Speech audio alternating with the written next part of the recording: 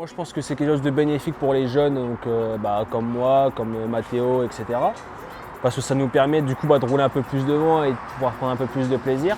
Je pense que c'est une bonne chose, parce qu'au final, celui qui va sortir du junior à 18 ans, il rentre dans une caté où au final, des jeunes qui vont pouvoir avoir de 1 à 3 ans de plus que lui, enfin du coup 2.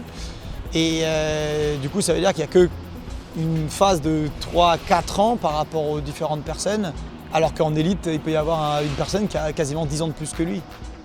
L'idée est une bonne idée, parce que vraiment le passage junior-élite, je trouve pour moi une trop grosse différence d'âge déjà, donc de niveau, d'expérience et tout. Et il y a des J2 donc, qui ont mon âge, qui étaient J2 l'année dernière et qui aujourd'hui cette année roulent très bien en U23. Donc en fait finalement c'est une marche en plus, une petite marche pour monter mieux en élite, quoi.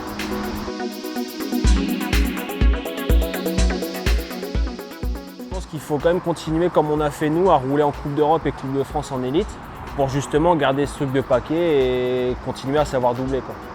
Quelque chose qu'on peut perdre facilement. Par exemple, moi je l'ai vu quand je reroulais en Coupe de France, où le niveau a vachement augmenté par rapport à l'année dernière. C'est que tu te retrouves dans le paquet, tu as l'habitude de rouler devant et c'est toujours plus compliqué de doubler parce qu'on perd cet automatisme. Par exemple, quelqu'un qui sort du junior et qui roule par exemple dans son pays avec les élites et qui se classe super bien par rapport aux autres élites,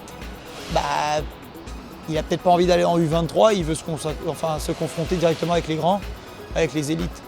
Il n'y a pas 50 qui peuvent faire ça. Et après, pareil, ceux au début qui disaient que U23, ouais, non, j'ai pas envie de rouler, au final, maintenant ils roulent et ils se rendent compte que c'est quand même une belle catégorie, quoi.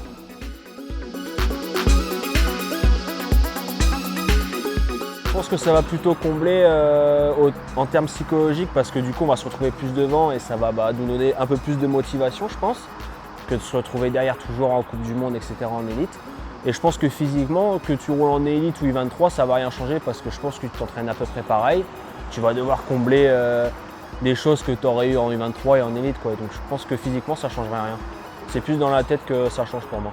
Je pense qu'avec l'expérience, déjà le fait de s'entraîner, ça fait déjà 2 à 3 ans de plus.